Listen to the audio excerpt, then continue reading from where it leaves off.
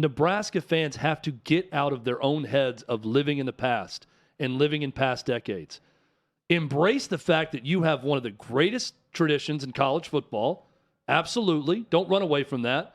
Embrace that you have a top 10 fan base in all of college football.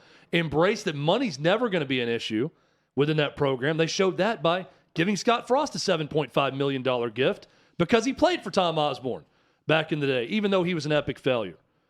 Embrace these things that you have now in the present. So generous. And then move forward. Very generous of them. But you can move forward knowing what you have now without worrying about trying to get back to the past. Because it's not all bad there. You can make winning happen right now where they are in the conference. I think you're dead on there. I think yesterday when we talked to Barrett, I thought his point was good too. You have to think, are you good enough for the candidate? Not is the candidate good enough for you? And that relates to this self-awareness that I think we all know they need to have, but I think we probably all know they're not going to have. Well, so he said Troy Calhoun was his pick at Air Force. I don't hate that. I mean, Troy Calhoun's a good coach. He would come in and run a disciplined program. You would bring back the option. I think Jeff Monken at Army would be a good coach too.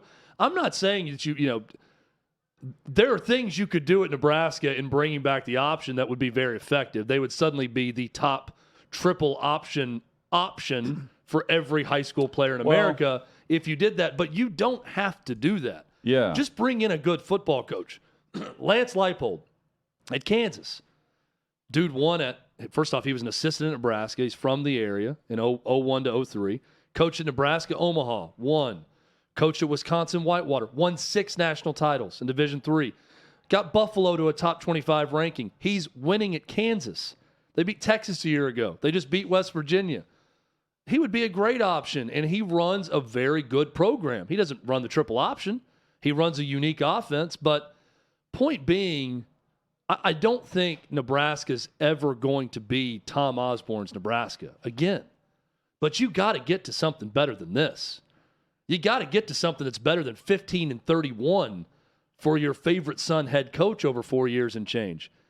And it's very doable at that program. And I think a lot of people are missing the point on that. They need their Sam Pittman.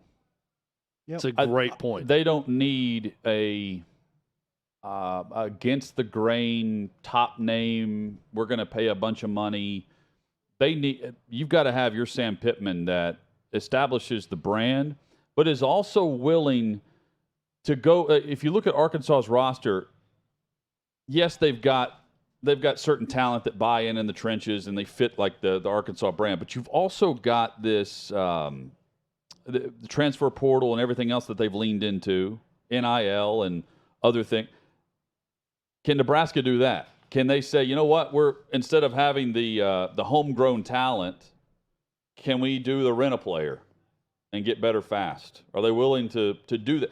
Because I think they did that this offseason. I think that's under how Frost. They you brought have in a to lot of continue. transfers. You've really got to lean into that because I think that's how you can catch up, not with the top and cream of the crop of the conference. The right guys. But you become like where Stoops is a bad example now at Kentucky because he's been there a decade. But you become where Kentucky was 5 years ago, where every so often you're scratching and clawing for third in the East, right? Like that's goal number one. It's also another good example. Find your Mark Stoops. Yeah. That could be a coordinator somewhere right now, but a guy who's going to be a program, not just builder, but sustainer.